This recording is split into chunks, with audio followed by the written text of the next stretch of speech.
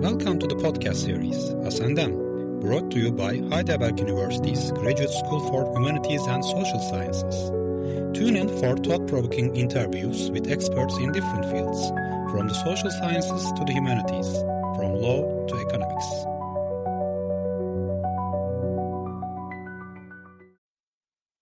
Welcome to HGGS podcast series, Us and Them.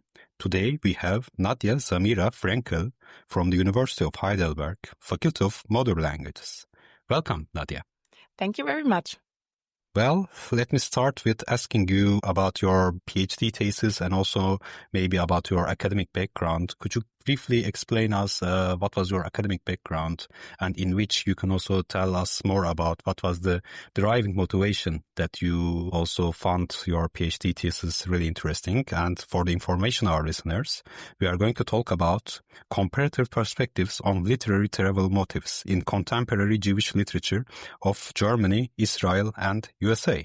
So, Nadja, what was your motivation and what is your briefly academic background? Yes, I did my bachelor's at the University of Mannheim in German studies, so literature and linguistics, but also cultural, media and communication studies. And then I pursued my master's at the University of Heidelberg in comparative literature. And I mainly worked with gender studies throughout my literary studies. But in 2021, I discovered the political perspective on modern Judaism in Germany. And I read Desintegriert euch by Max Czolek, which kind of led me to Jewish literature and also more of a Jewish public. And it got me interested in how Jewish authors actually position themselves in texts, but especially also in novels. And then I realized that there is a lot of novels in Germany that are concerned with the political and societal position of Jews in Germany, but also that there's a lot of travel novels, and that kind of caught my attention. And then I switched my main focus from gender studies more to Jewish literature. And I did my master thesis on this topic, but only in Germany. And after my master's, I decided to broaden that in a PhD thesis and compare Germany to the US and Israel. That's great. And it's a really great shift that you switch from actually gender studies to Jewish studies. So how did you decide on actually to switch from gender studies to Jewish studies? And is it possible to have maybe in your research to find some clues about gender studies as well? I think towards my master thesis, I had done so much gender studies at this point that it was also just kind of nice to do something else when I found something else that I was interested in. However, I find gender studies in literature extremely important and extremely interesting. And it's always there because gender is such a big concept we're working with in society, in art, in literature. Gender is definitely everywhere and it always comes up. And I think it's actually difficult to do literary studies without gender unless you're just looking at style and very formal aspects of literature. But I think gender is always there, and it's also still in my PhD because it is so much about belonging and about what categories do we belong in and which do we not belong in. Do we belong to any or all of them at the same time? And then gender and also sexuality become factors in that because they are also parts of the travel motive, of what changes in the characters and how they experience the world, how they interact with others. I also have one novel that's very much concerned with transitioning your gender, which is also a form of travel, you could say, and of belonging and social categories that people put each other in or themselves in. So I think gender is still always there.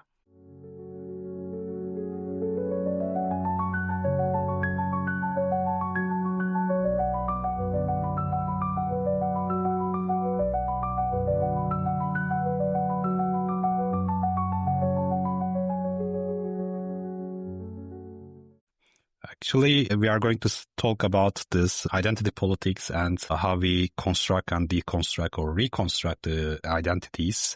But first, I'd like to start with concretizing the travel motif, because it's at first glance, or when you first heard about this topic, travel is connotated with the positive images and positive emotions. But it's also a really broad term. And under this umbrella term, we can also understand voluntary travel types, involuntary migrations, present-day journeys. And sometimes when we understand travel, it cannot be really related with the positive emotions. So would you like to a little bit concretize what we should understand under this term travel, especially in the framework of your research? Yes. So I think travel can be any kind of movement abroad, but it differs very much in the type. So in the novels that I'm working with, there's usually migration in the past of the plot. And of course, migration is usually not voluntarily. So this is maybe a different kind of travel, but it's not what we would look at like when we define travel today. So that's always happening in the background, and it shapes their experiences the characters have in the countries that they live in, because they're still kind of strangers, although they're maybe like the second or third generation there. But I'm only working with contemporary literature. So all the texts are published from 2000 on. And now if you look at the contemporary novels and the plot and the travel in there, you could categorize it as travel because it's definitely voluntarily. There's different types, like some travel and they don't know if they will come back. Some travel and they know for sure that they will come back 1 week later. Some go there because of professional reasons, because of work, of study. Some go there maybe because they can't stand their state of being in their home country right now, or how they are feeling in the world. So there's so many different motivations, and that's also extremely interesting to look at in the novels, because travel always confronts you with being a stranger again. If you're already kind of a stranger in your home country because you have a different religion, different migratory background, of course there's things like gender, language, all of these categories. And then you travel and then you become even more of a stranger. But then I think you can also analyze your own categories and identity even more clearly, because the setting is so different again. And I think it's interesting also to compare the different types, if it's different whether you go there for a job or if you go there just because you felt like it. So it's, a lot of different options there. Actually, really connecting this topic, travel topic, with another distinction that can be made under this motif travel. The first one is the more concrete one, more literary one, which is the external travels. So we can also define them as special replacement or change of the individual. But we can also talk about in a metaphorical sense and internal travels. So how do you connect these two different types of travels, like spatial replacement, and how do they reflect on our inner journey and inner emotions, inner feelings, or inner political stance maybe? Yes. I came up with a concept that's called self-dissolution and self-encounter.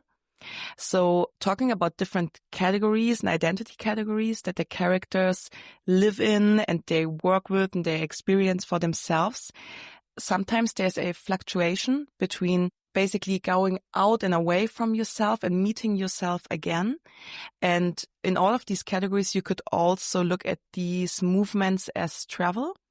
So there is categories like gender, sexuality, but also trauma, sadness, loneliness, the relation to other characters and what they do and how the protagonists relate to the world through other characters, especially also their families or their love interests. There's societal categories like nationality, religion, language, and how they position themselves in these categories and how their relationship changes to their own categories can also be seen as a form of travel, or at least as a form of fluctuation. Because the travel, like the travel that actually happens in the plot is very much like an engine for all of these other categories, that it moves them. Because there's some there, of course, in the beginning, the characters are aware that they are, for example, German Jews, so you're not really part of the majority in Germany. But then when they go abroad, all of these other categories also kind of start to crumble and maybe like fall apart, but then come together as something new. And that is something that we find a lot in travel, in literature, also in other disciplines like anthropology, that there's concepts like when you go out in the world to travel, you might want to become a hero or come back a new person, and to look at these concepts also like in different disciplines, and then to see what happens. Like, do you become someone else abroad or do you not? And what happens when you come back and everyone else doesn't recognize that something has changed within you? Or what if you fail to become the other version that you'd hoped to become, or you didn't find Utopia somewhere else when you hoped to find it? That's extremely interesting because travel happens on so many levels at the same time.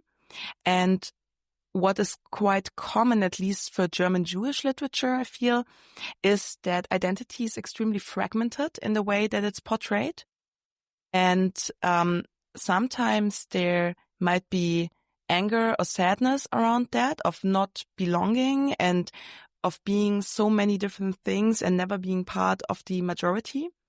But at the same time, identity is also portrayed as fragmented in a programmatic way, that the authors and the characters are actually extremely ecstatic in their identities, because there's all these categories in all these societal norms, and they're kind of going out of all of them.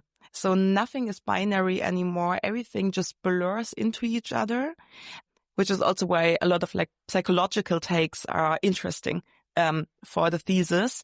And it seems programmatic that the authors write novels with characters that also kind of refuse to be reduced to something and to binary categories. Because, for example, they are German and Jewish, but of course they are so much more. And I think that the travel really catalyzes these movements or these positions. I'd like to highlight one critical concept that you also mentioned briefly. That's the utopia. Mm-hmm. And normally when we think about travel, we are not connecting this concept with utopia. And I think that's a really original point. Do you think that it can be generalized that every travel imminently has a search for utopia? Or do you want to highlight this point in terms of your research, actually, because you're also concentrating on a special societal group, so that utopia plays a key role actually in the travel descriptions or in the travel explanations, or more generally motives of these books that you examined? I'm not sure if there is utopia in every kind of travel always, but I think it's extremely often that a concept of utopia, or even like a hidden thought of utopia, is there when characters go on travels and on journeys, especially because in my books that I'm working with, a lot of them go to Israel. And that, of course, is in a country that is extremely complex, but there is something there of like, it may have been the original land of Jewish people, and there is still like a home there. It's the only Jewish majority in the world, maybe the only country that Jews could ever politically be safe in. And I think going there and maybe not belonging there because, for example, if the characters' families came from the Soviet Union and then they lived in Germany and they had nothing ever to do with the country of Israel, still going there, there's some kind of connection to a homeland and to a safe space. And it's very interesting to see what happens when characters get there, and then they may find out that they don't belong there either because they don't speak Hebrew, they are not Israelis, and it's very different still because they belong in so many categories, and maybe they do also belong there, maybe not. That's like an individual process, I guess, for every book and every character. But it's there quite often. And even in the other countries, it's often about finding your family roots or finding out what happened to your grandparents during the Holocaust, where I like the tracks of time and what can you find out about that. And I think there's always some hope for closure and for understanding oneself and the own group better or the own family. And I guess that's also a way of looking for utopia, because there's always a certain search for closure in every piece of travel. I even read one book, it's an Israeli book, but it's set in the US, where they just go on like very little holidays, you could say. I don't know if I'm going to use this for my thesis, but I also thought it was interesting because the travel is not that big of a plot line, and still it happens all the time. Whenever there's like an inconvenience in the US, they just go on holidays to Mexico. And I also kind of feel like there's something there of like escaping and of hope and utopia somewhere else. So I think you could say that this is always there in travel, especially because you get confronted with like these other realities and other cultures and people. And then again, you also get confronted with your own and yourself. And I guess there's always a hope of becoming more whole in the process. The concept that you explained is really interesting, not belonging to anywhere and trying to find somewhere that you belong to, but at the end of the day, you are not really achieving your goal. And I'd like to also connect this topic with the choice of your Jewish authors, and because you selected Jewish authors from the third generation, if I understood it correctly, and they have a peculiar place because they haven't experienced the atrocities that happened, the Holocaust that happened in the past, but they are also engaged with the collective memory. And in that framework, also memory studies plays a really important role. But first of all, I'd like to ask you, is that theme of not belonging to anywhere a special attribute that we can also align with the third generation Jewish authors if we compare them with the other generations, for example? And maybe in broader terms, you can also elaborate on why did you concentrate on actually third generation Jewish authors? It's a good question. So at first I chose the third generation mainly, first of all, because I had to figure out how to reduce the number of texts. Because if you look at all of them through all the generations, then there's just way too much. There's still so many. I'm still in the process of selecting which texts I'm actually working with, like in what intensity. And because there is actually a lot. Although I have so many points of how to exclude text, but still there are so many. But so personally, I'm most interested in contemporary literature.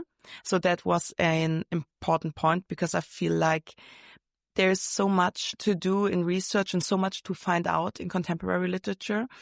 And I don't particularly like to work with texts that are like 300 years old, where a lot has already been said.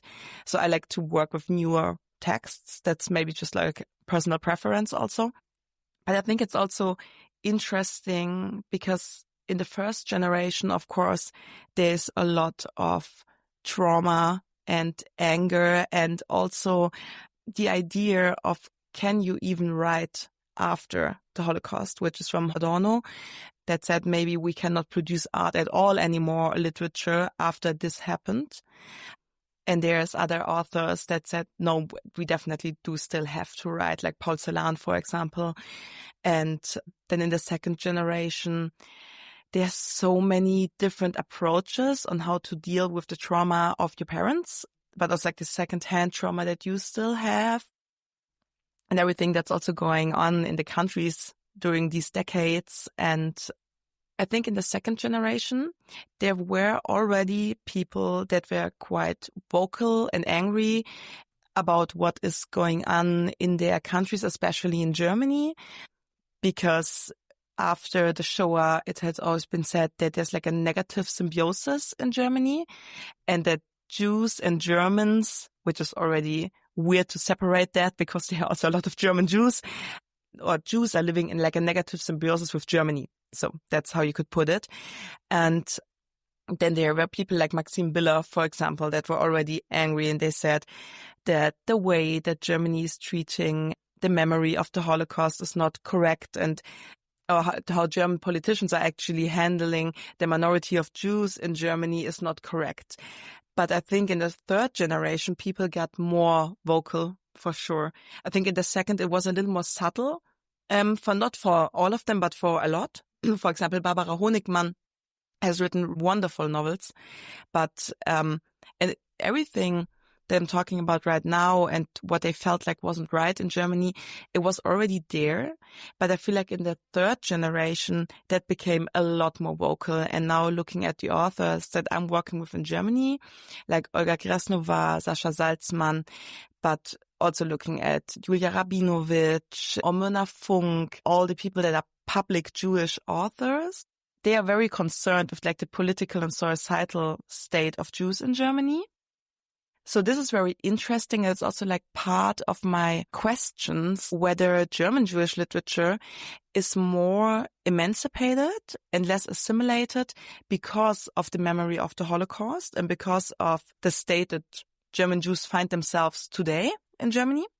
Because in Germany, there's often spoken about something called a media triangle, that Jews are only viewed as either predators, as in the Middle Eastern conflict, or as the victims, looking at the Shoah and anti-Semitism. But often there seems that there's no space for German Jews to actually be people, and people that are very different from each other. Like Jews can also be queer or black or can have, I don't know, like any kind of profession. It's not like all Jews are just religious people in the synagogue. But sometimes it seems like this is the portrait that is there of Jews in Germany. And I think that leads to literature being more angry, being less assimilated. And I'm interested in finding out how that differs from the third generation in the US and in Israel, because in the US, I think Judaism is a lot more normal, especially in culture, like in sitcoms, in series, in books.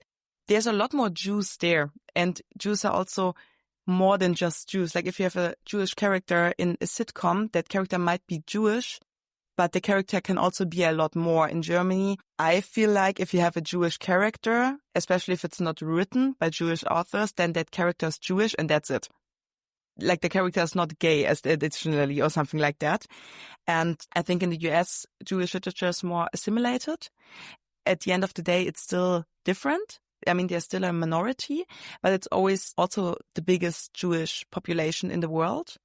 And the Israeli Jewish population is a little bit smaller, but then again, it's the only country where Jews are the majority.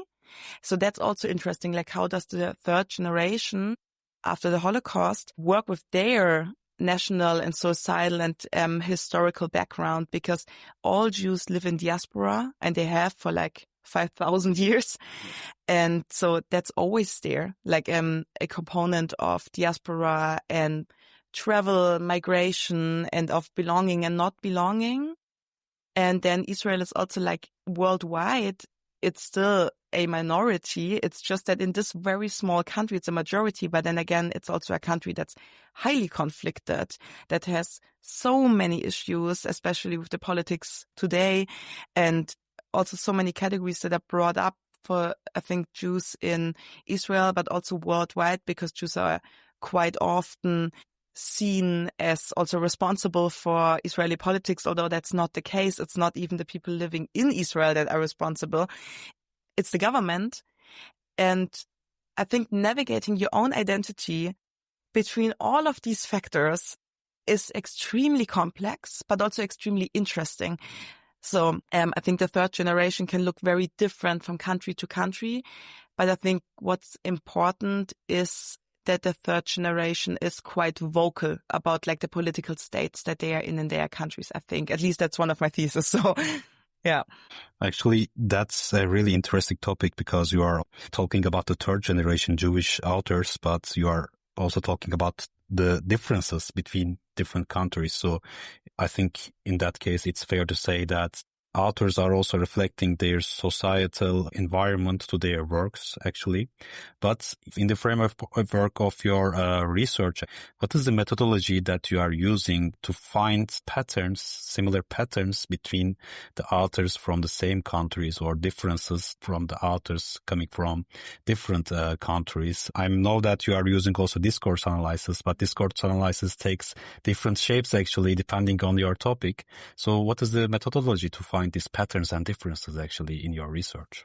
So first, when I was looking for the texts, I was looking for text of the third generation and of authors that openly and actively position themselves as Jewish authors.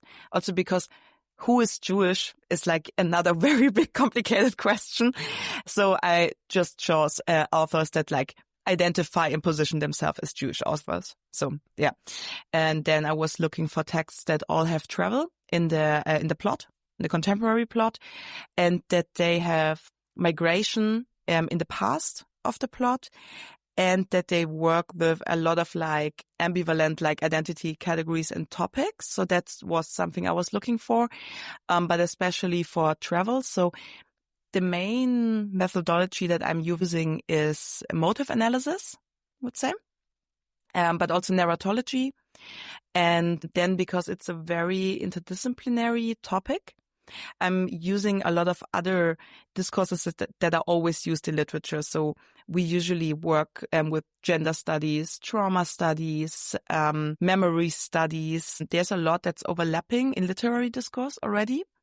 And you could always kind of sum it up in discourse analysis or narratology, but I think more precisely it's motive analysis, because I'm mostly looking at the travel motive or what the travel motive does to the characters and to the self-positioning of the authors and the characters as a minority in their countries, or maybe the majority in Israel.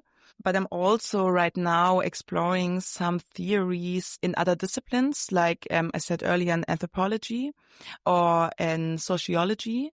What are their concepts to travel and identity? So I'm still trying to narrow these down or get like the essence of like some theories to like move them all together in like my travel concept. But I'm still working on that, because I recently shifted the focus of my topic from more like the fluctuation between self-dissolution and self-encounter, which is more rooted in identity and more in like maybe also sociology, to the travel motive and a very literary analysis of the travel motive. So I'm still kind of working on the travel methodology. But I think since it's a very interdisciplinary topic, there's also like a lot of disciplines that have to be considered to make up a whole that's including of everything that's relevant. I think it's fair to say that you are also facing with one of the most important challenges that a researcher can face, actually, which is what to include and what to exclude in the research project. Because very much. At some time point, you have to decide, okay, I have to stop there and I have to establish the borders of my research so that I can also submit something at the end of the day. So I wish you really good luck with your PhD project. But one striking sentence that really attracted my attention was that, and I'm quoting, "Language could create a placeless homeland, a diasporic meeting place for Jews, or any entirely new concept of a place." So maybe moving on, as you explained this interdisciplinary research methods, you are also taking language as a place here, which should be analyzed from different perspectives, actually. And I really like this quote. And I think that can be also generalized for the different populations, different minorities, maybe also individuals who do not feel themselves belong to somewhere.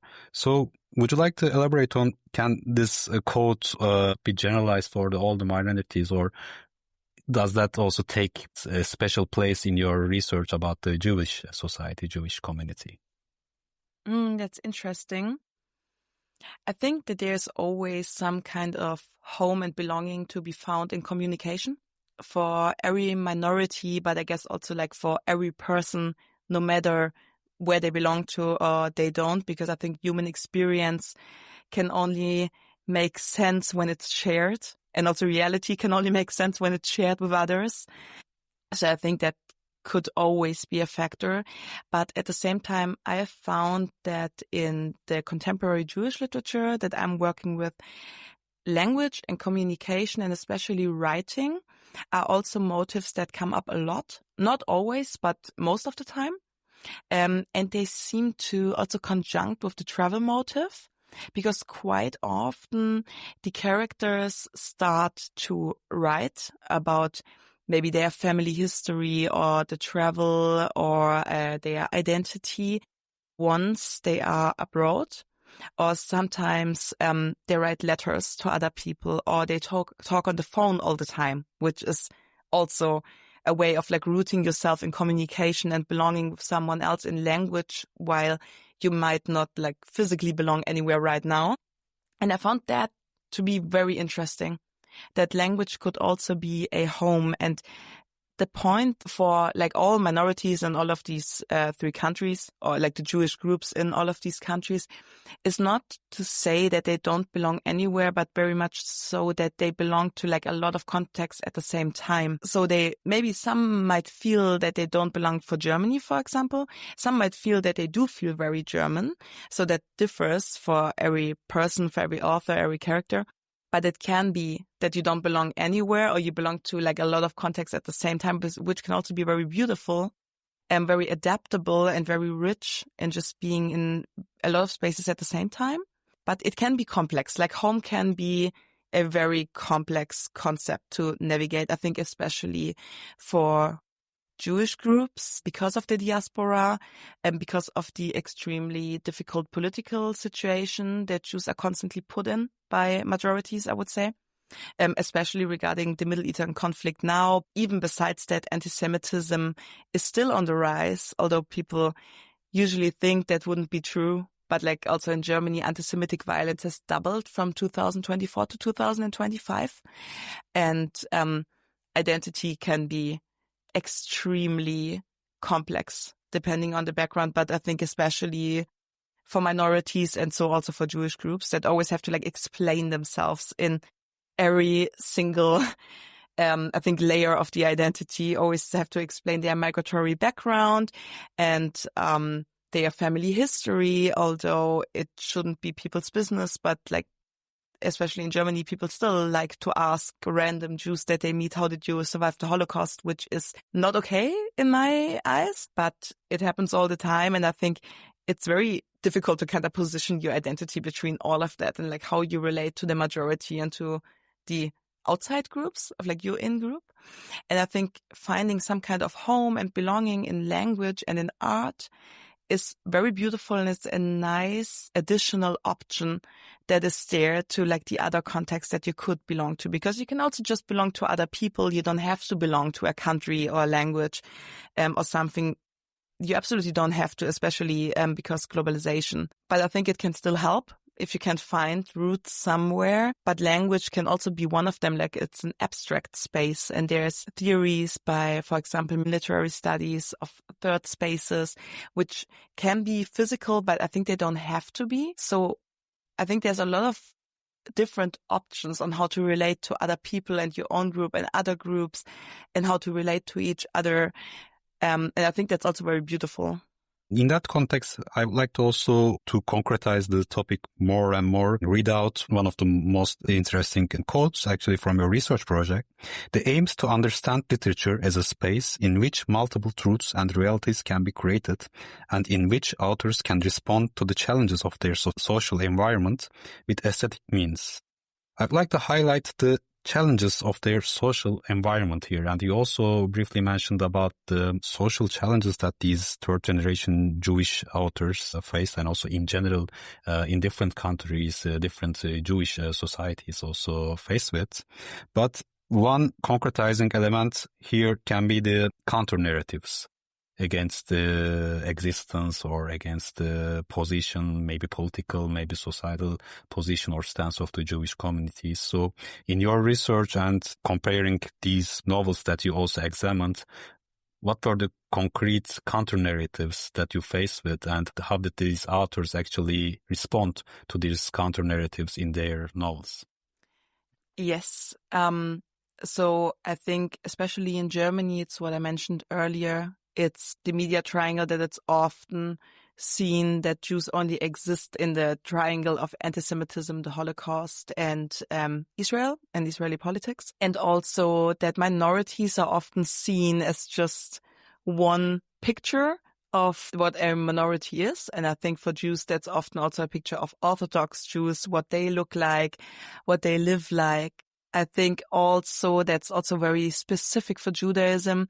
It's often confused that Judaism is not just a religion. It just works differently than all other religions. And I think that's just complicated for a lot of people to grasp, that you can be Jewish and secular, but you still belong to a body of people and to a history.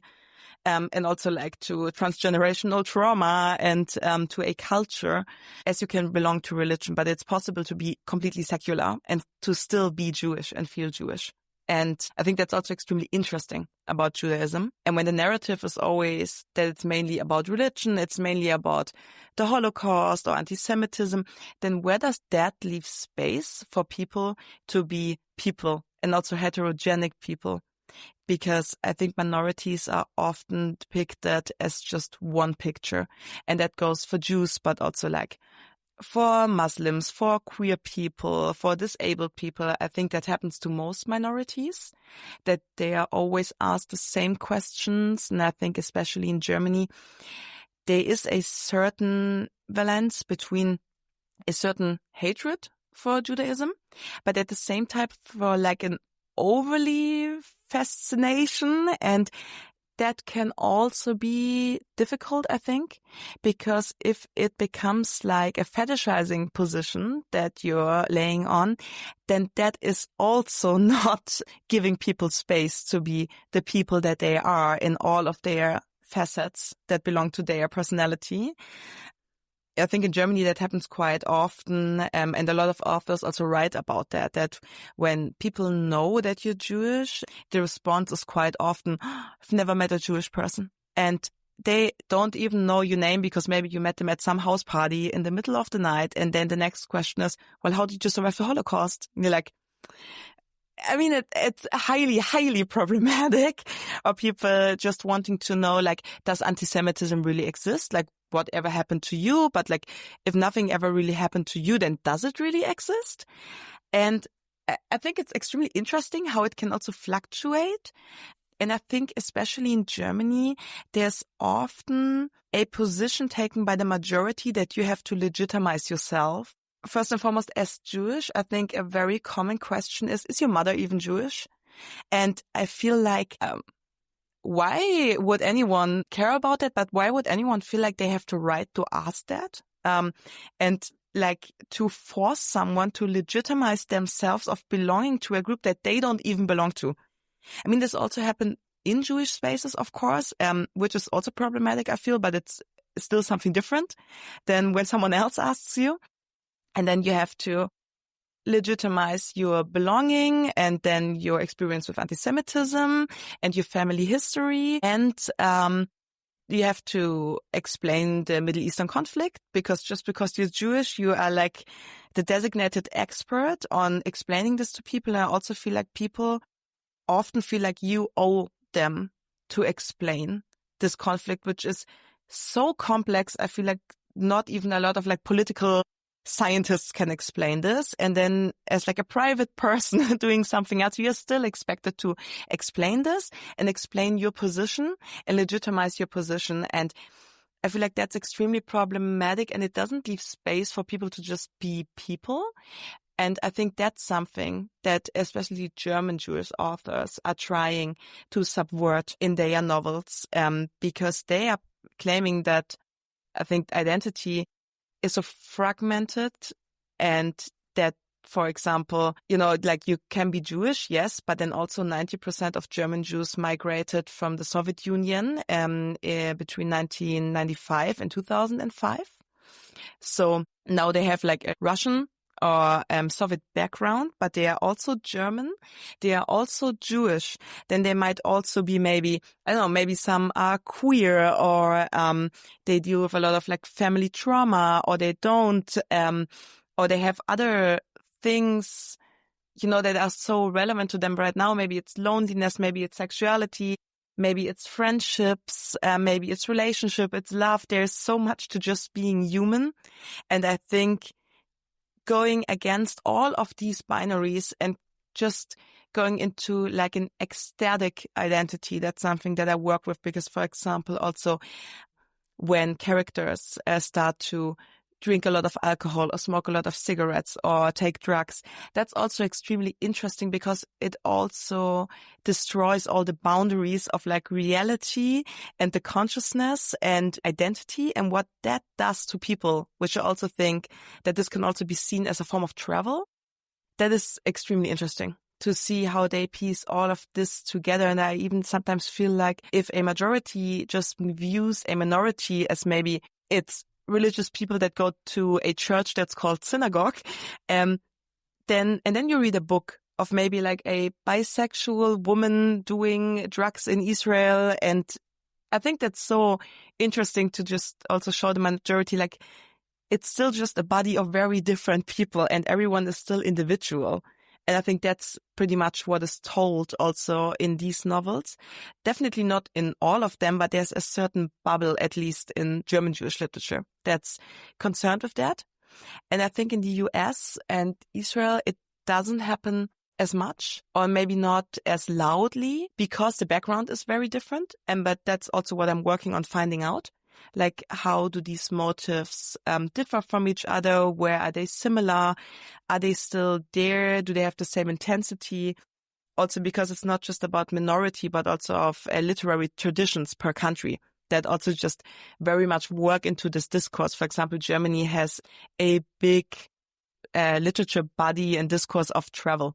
And then that might also just be a factor why it's very prominent in Germany. Maybe it's less prominent in the US and Israel, because that's still also just how the literary discourse works in every country.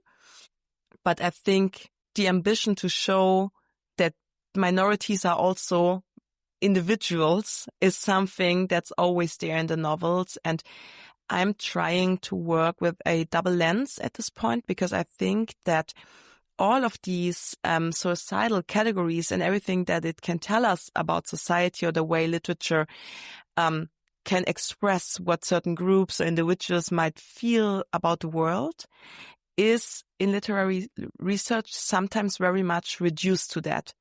And I think that's also very problematic, because sometimes you read about novels in literary studies, so it's research, but then I feel like sometimes novels are not seen as novels anymore once they come from minorities, because at this point it very often becomes migration literature instead of literature. And then sometimes the content of like a research article is just, well, this is a novel about migration because there's migration happening. And then basically the same thing that at least the German Jewish public is often saying in Germany, that they are reduced to being Jewish, or like what the majority imagines what Judaism is, happens also in literary studies. I feel that the novels are not seen for the value that they bring artistically, for what they do with language, with motives, with stylistics, and it's not seen anymore. There's only, this is about migration. And I think that this is extremely problematic. Of course, there's also a lot of very good research, of course. But I also aim to fill this research gap, at least for this topic, because I feel there's little research that is actually concerned with novels as artistic works, and at the same time as texts that can be read in a political and societal order. And I think it's very important to do both at the same time. So I'm aiming to do that as well.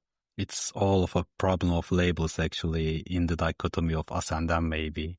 I was also planning to ask you actually one final question in our formal part, but I also realized that you gave all of the takeaways actually in your response to my last question. And those takeaways are actually applicable to many situations. And maybe to sum up, we should say that in order to become an individual, in order to be an individual, you shouldn't go through all of the difficulties, all of the challenges normally, as Nadja explained. Without these labels, you can also be an individual. Without defined by these labels, without categorized, you can also be an individual in this dichotomy of us and them. Would that be a correct interpretation? Yes, I think so. I think you can have labels if you want to, and sometimes you also need labels to become loud in the first place. Sure. I think to regroup and recenter and find out, okay, what makes minorities maybe different from majorities, or what positions are they in. So sometimes I think you need labels also to take political action. Right. Yeah. But at the same time, I think it would be great if everyone could be free of labels and everyone could just be. So I think it's actually both. You can belong to them, but you don't have to. And especially the majority shouldn't force you to belong to them, to just these labels. I think that sums it up.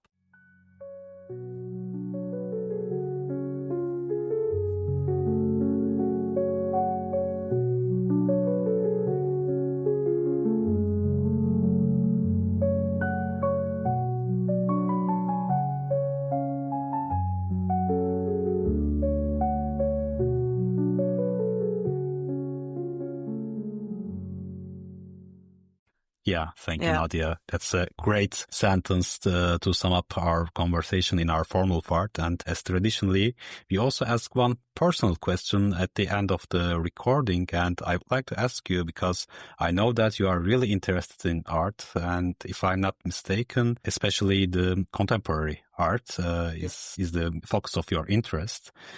Surely literature is a form of art, but apart from that, apart from your research efforts, I'd like to ask you how art and how is your interest in art actually affected your academic research, or did it affect your research efforts?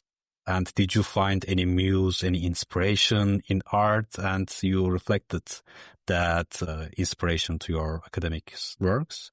Or maybe it's becoming a longer question, actually, but you can also say that art is not something that is done for the academic efforts or for the professional life, but also for yourself. I don't know how you consider that. It's a long question, sorry, but I'm really curious about your answer. I think about maybe the second half of the question, I think art can be completely done just for oneself, for sure. But I also think that the private is political, and also art is political, especially for minorities, especially for women or queer people or Jews or Muslims or Buddhists, whoever. And I think it is difficult to produce and also look at art without a political perspective, unless maybe you're just, I don't know, painting nature, but I don't know. I think it's still always there. And I think the way to maybe avoid having art in the context of politics would be to not publish it and to just do it for yourself maybe. But I also think that it's so beautiful how much there is in art, how many concepts and how many interpretations. And for me personally, literature has always been a very big part of my life, from primary school on. I actually couldn't even really imagine, now that I think of it, doing anything else because it has always been there. You have been a part of literature right now. And I think only when I got maybe to my bachelor's, I discovered that there's so much more art forms that are extremely interesting. Also, in the research topics that I was working with, for example, I'm extremely interested in series and movies, but also I have a very great love for pop culture. I think pop culture is often disregarded as the lower form of culture in opposition to high culture. But I think pop culture is so relevant because it's popular for a reason, because it moves people and it moves a lot of people. And I think in pop culture, we can see a lot of dynamics that society is working with currently. It captures also the soul of the time, the zeitgeist. Definitely. Yeah, the zeitgeist, definitely. And I think that is extremely interesting. So I'm also very interested in music nowadays, especially in pop music. and how it like speaks to society. And also like for academic research, like at some point, I think when I was still in my master's, I figured out, for example, that there's always Jewish characters in American sitcoms, but there's never any Jews in German series. And I thought it was so interesting, and also how much humor there is in art, because especially in the US, I think because Judaism is just a lot more normal there, it's a lot more assimilated. There's always like also so much humor in working with that, especially if you look at sitcoms like maybe The Big Bang Theory or New Girl, or series like Crazy Ex-Girlfriend. There's so much there, and there's so much like also like self-irony. Especially when it's Jewish creators that are acting or writing these series. And I think that's just art is so interesting. I think art is like kind of how we express life in general, and how we also relate to others and to the world and the reality that we live in, and how we share realities a lot, I think, through art. And also maybe liberating. Yes. I mean, when you depict yourself or the stereotypes in art, you are also kind of getting free of these stereotypes, maybe. Yes. As the example that you gave, actually, these self-joking, self-depiction, and in a really humorous way, maybe that could be also a liberating way of using art. Yes, definitely. There's a lot of different strategies, I think, to work with your own identity in art.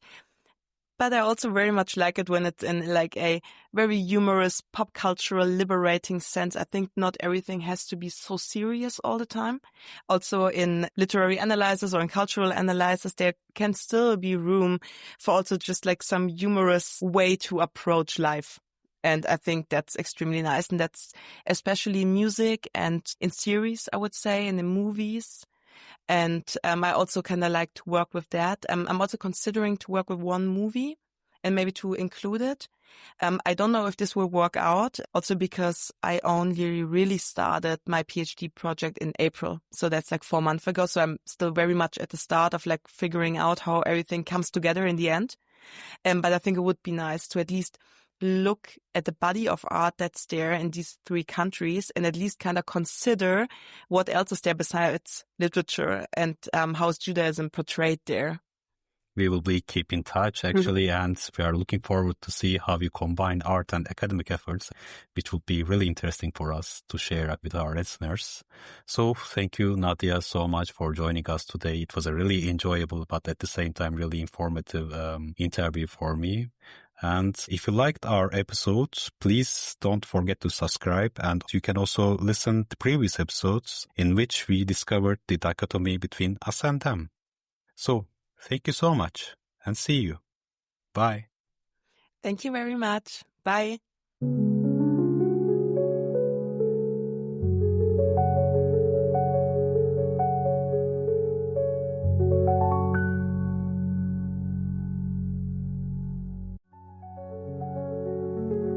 Thank you for listening to the HGGS podcast series, Us and Them. In this series, we bring you conversations with experts from a wide range of disciplines, from the social sciences to the humanities, from law to economics. If you enjoyed our podcast, we invite you to explore our previous episodes and subscribe to our channel so you never miss a new episode. Stay tuned for more insightful interviews coming soon.